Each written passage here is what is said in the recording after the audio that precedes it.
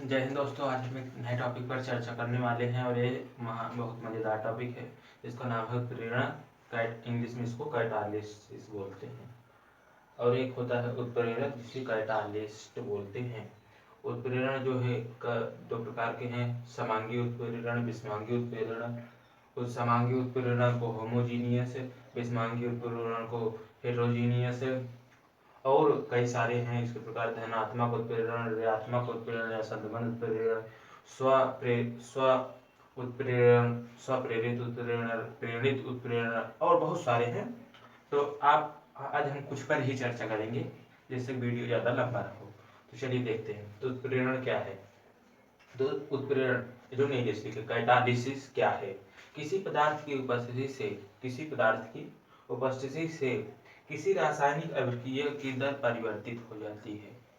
किसी पदार्थ की उपस्थिति से किसी रासायनिक अभिक्रिया की दर परिवर्तित हो जाती है। दर मतलब उसके होने की।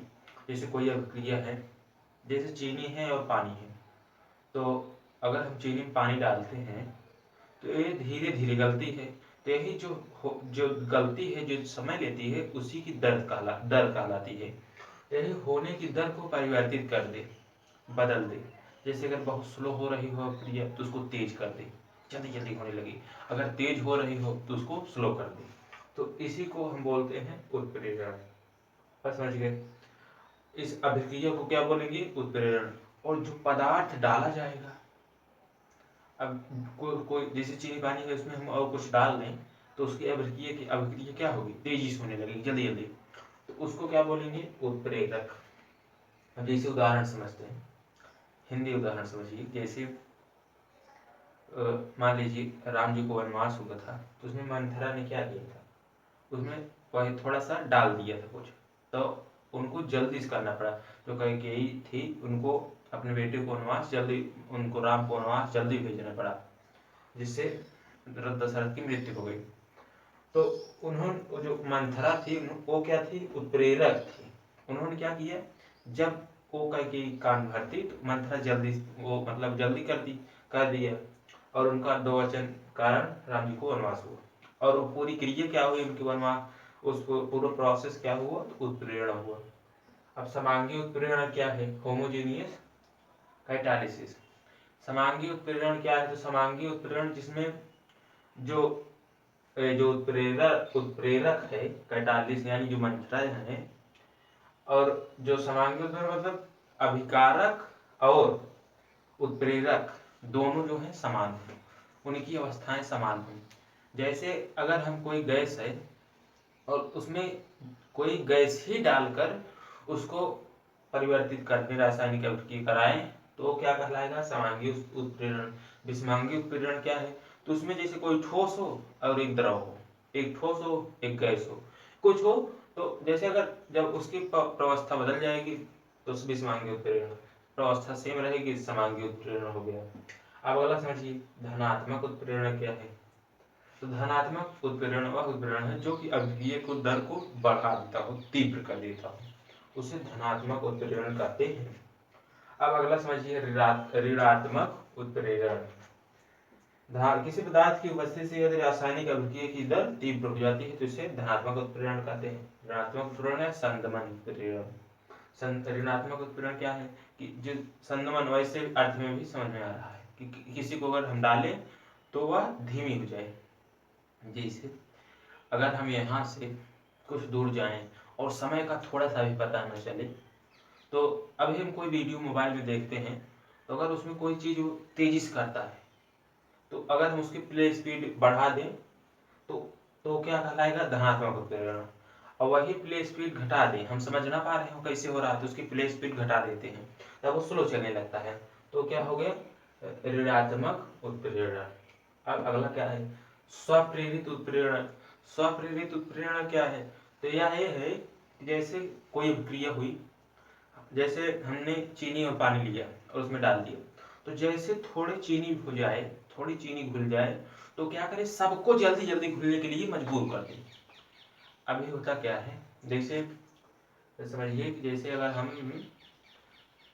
कोई गांव में, समझिए कोई अगर आदमी है, अगर एक ही घर से आईएएस निकलते हैं, सब आईएएस से निकल जाते हैं, तो वैसे इसमें होता है कि पहले तो जो निकलता है पहली बार वो काफी मेहनत करके निकलता है, उसके बाद फिर धीरे धीरे धीरे सब निकल जाते हैं।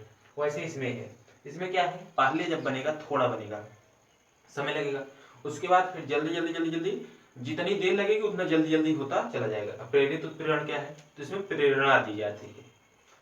अगर आप तो अभी हमने जो समझा, अब चलिए हम इसके उदाहरण देख लेते हैं। तो इसका ये पहला उदाहरण है कि ये उत्प्रेरण का है, कैटालिसिस। इसमें क्या है कि जो ऊपर वाला है सबसे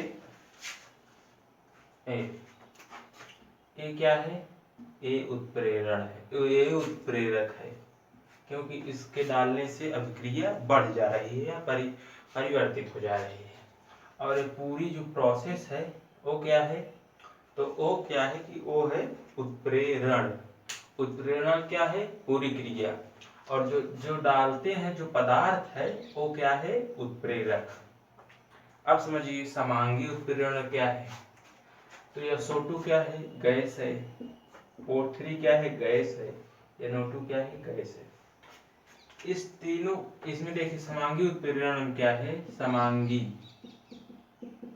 विषमांगी,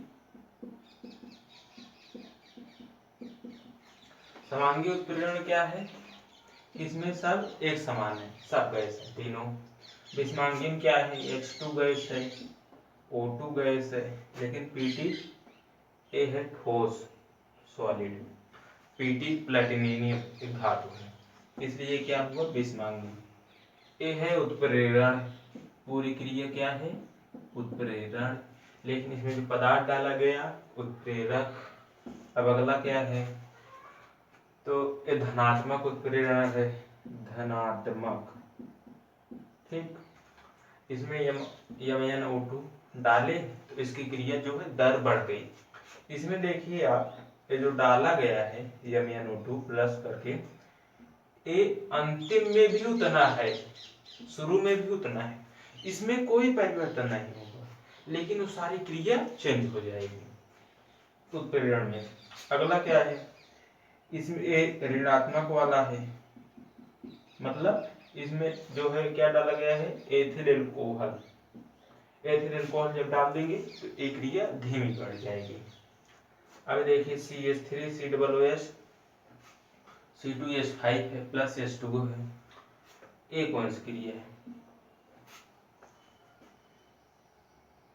ये है स्वउत्प्रेरण की है। इसमें क्या होता है, जो पदार्थ बना है यही क्या करेगा, जल्दी करेगा, भाई जल्दी करो, तो और एक नया पदार्थ बन जाएगा। और ये क्या है, प्रेरित अभिक्रिया है, वायु के साथ Na2SO3 जो है वो बन जाता है, ऑक्सीकृत हो जाता है, लेकिन जो है